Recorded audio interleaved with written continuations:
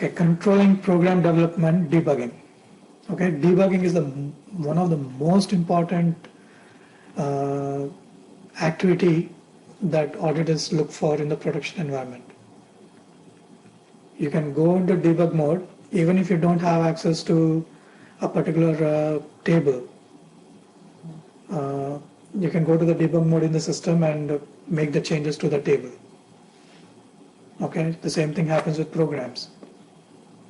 You can using the debug mode, you can change a value in a table using a program, if you know what that program is. Okay, so the debug mode is controlled by using the object s_develop. So what happens is, in many places you'll have a separate role with only s_develop in it, which will give access to display access, which will give display access to the in the debug mode. Okay, now s_develop is basically debugging is one of the areas what it controls, but its main purpose is to control development area. Okay, development meaning creating programs and tables. Okay, so if you want to create a program, okay, the transaction code is SC38. Okay, now just because you have access to SC38, it's not enough. Now here is where the multiple objects come into play. Okay, you have access to SC38. Now SC38, you can create and modify programs, basically the program development work, but you also can execute programs using SC38. But if you want to execute programs, you need access to s_program. Okay, but if you want to modify a program or create a program, then you need s_develop also. Okay, same thing happens with tables. If you want to create or modify or do anything with tables, you also need s_develop. Okay, now s_develop is the general operation object for ABAP workbench objects, meaning programs and tables. You use it to grant access authorizations for all ABAP workbench components, which include ABAP development tools. Like your ABAP development tools would include screen painter, menu painter. Okay, ABAP dictionary and data modeler. Okay, like SE11. Using SE11, you can create tables, modify tables, create structures, create views. Okay, function builder. Function builder is function modules, like it's transaction SC37. Okay, I forgot screen painter and menu painter transaction codes. One is SC41 or something like that, and SC53 or something, 51. I don't remember those transaction codes, but screen painter and menu painter come under ABAP development tools. Okay, then function builder is SC37. Repository browser and info systems. This is transaction SC80. Okay, SAP Smart Forms. I think the transaction code itself is Smart Forms. Now Smart Forms is a new, is for designing. It's like forms in Oracle. You can create forms using this tool, Smart Forms. Okay, your check printing layout, or your what do you call your payroll, pay stub layout. Invoices layout. You can use using Smart Forms. You can do all those activities. Now these are not what you do. Okay, these are done by developers. This is basically a development area.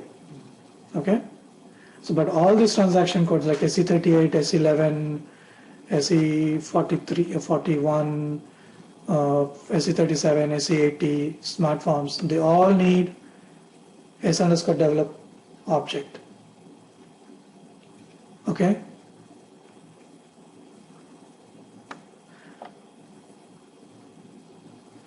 Now there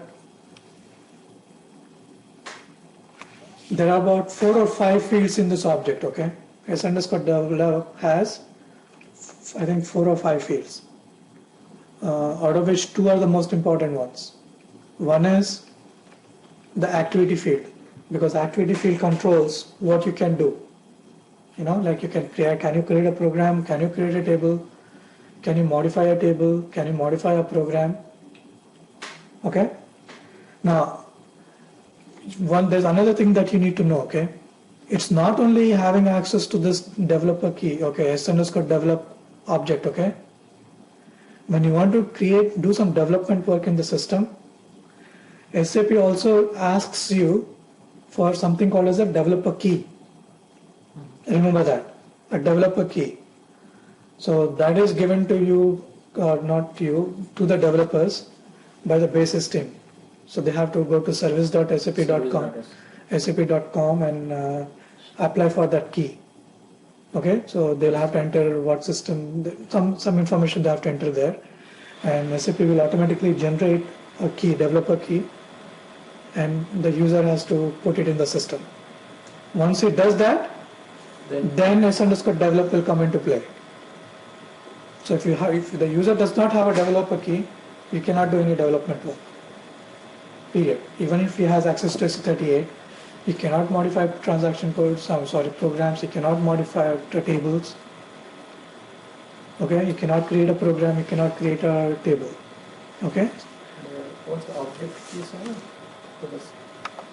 Okay, apart from the developer key, if let's say user is trying to modify a standard SAP provided object, okay, then the system will also look for something called as an object key. Again, that object key will be provided to the user by the basis team, because that key is automatically generated when you give the information in service.sap.com.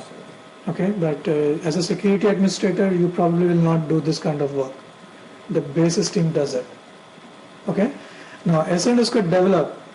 So let's assume you have the user has a developer key and all that. Now, once it executes SE38 or SE11 for creating programs or tables, S underscore develop will come into picture. Okay, will be required. Now, this object has 2 out of the 5 fields that are there in this object. 2 are the important ones. One is the activity, because that is used to indicate the action the user can take, whether you can change, delete, modify, activate, whatever it is. Okay, and the second important field is the object ID, object type. Okay, now the value in this field determines what you can do, whether you can select, for example, if you want to create or work with programs, then this field should contain the value PROG for program or REPT for REPS for reports. If you want to give access to table development, then this should contain the value, this object type field should contain the value TAPL or TABU or, okay. If you want to create CAT scripts or ECAT scripts, then the object type should contain the values ECAT or any other value which is related to ECAT or CAT script. Okay. Now, why is this object type important? Because one of the values that is important is the value debug. So in a production environment, okay, this object should never contain 0102 in the activity field with debug in object type field. You should never have that combination in production environment for users. So you can create a separate role as a special role with that combination and give it to whoever needs it when it is needed.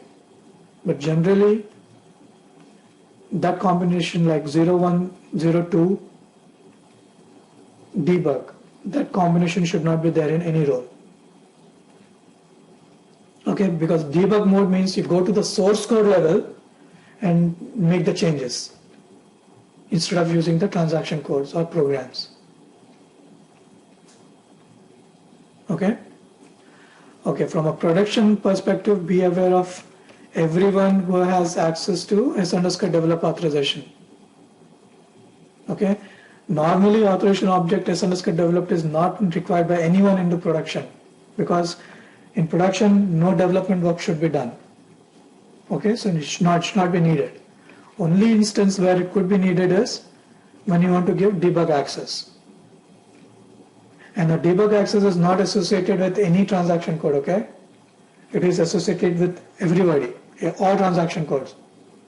Meaning, once you log into the system, when you say /h in the transaction code field, you get into the debug mode.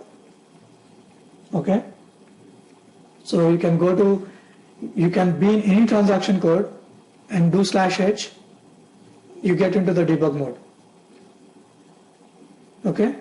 And to get into the debug mode, s_develop object should contain the value debug in the object type field. Okay? So in production, be especially careful with those who have debug value in the development object ID field.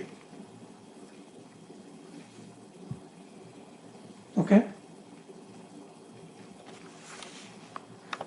So s_develop is for controlling development work in the is for controlling development work in the system, plus controlling the debug access mainly.